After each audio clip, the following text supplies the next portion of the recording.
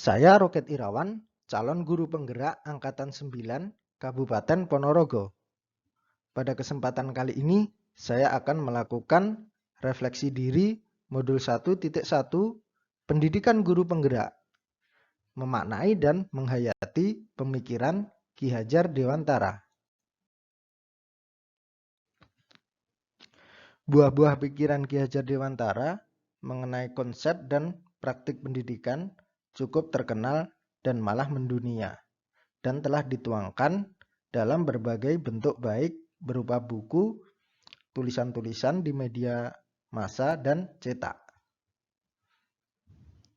Slogannya yang paling terkenal adalah Ing ngarso sung tulodo, ing madya mangun karso, tutwuri handayani, yang memiliki arti sebagai pendidik di depan harus memberi teladan, di tengah harus membangun ide dan gagasan, dan di belakang harus bisa memberikan motivasi dan dukungan kepada murid-muridnya. Asas pendidikan Ki Hajar Dewantara. Pendidikan dan pengajaran. Menurut Ki Hajar Dewantara, pengajaran adalah bagian dari pendidikan.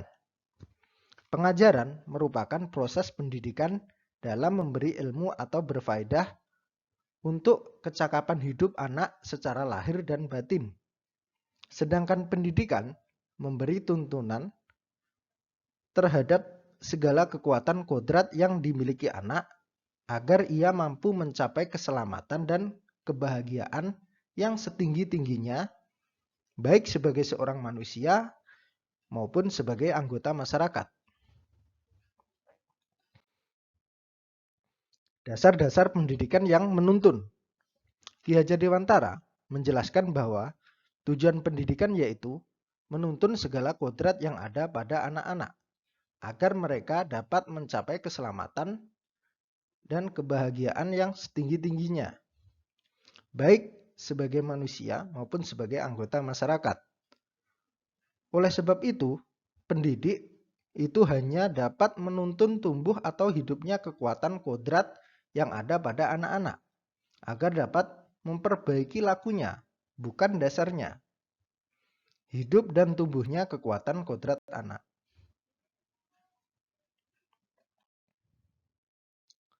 Ki Hajar Dewantara mengibaratkan peran pendidik seperti seorang petani atau tukang kebun. Anak-anak itu seperti biji tumbuhan yang disemai dan ditanam oleh Pak Tani atau Pak Tukang Kebun di lahan yang telah disediakan. Kodrat alam dan kodrat zaman. Ki Hajar Dewantara menjelaskan bahwa dasar pendidikan anak berhubungan dengan kodrat alam dan kodrat zaman. Kodrat alam berkaitan dengan sifat dan bentuk lingkungan di mana anak berada, sedangkan kodrat zaman berkaitan dengan isi dan irama. Budi pekerti.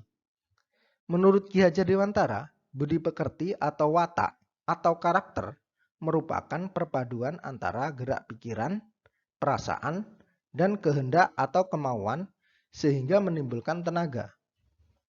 Budi pekerti juga dapat diartikan sebagai perpaduan antara cipta, kognitif, karsa, afektif, sehingga menciptakan karya, psikomotor.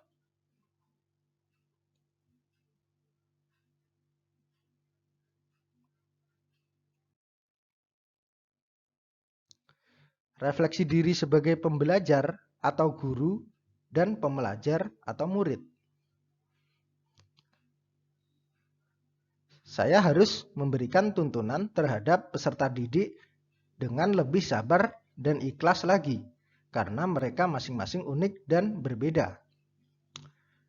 Memberikan pembelajaran yang sesuai dengan perkembangan zaman saat ini, di mana perkembangan teknologi semakin pesat. Memanfaatkan teknologi dalam pembelajaran juga dapat meningkatkan minat peserta didik dalam belajar. Sekian refleksi diri. Terima kasih. Salam.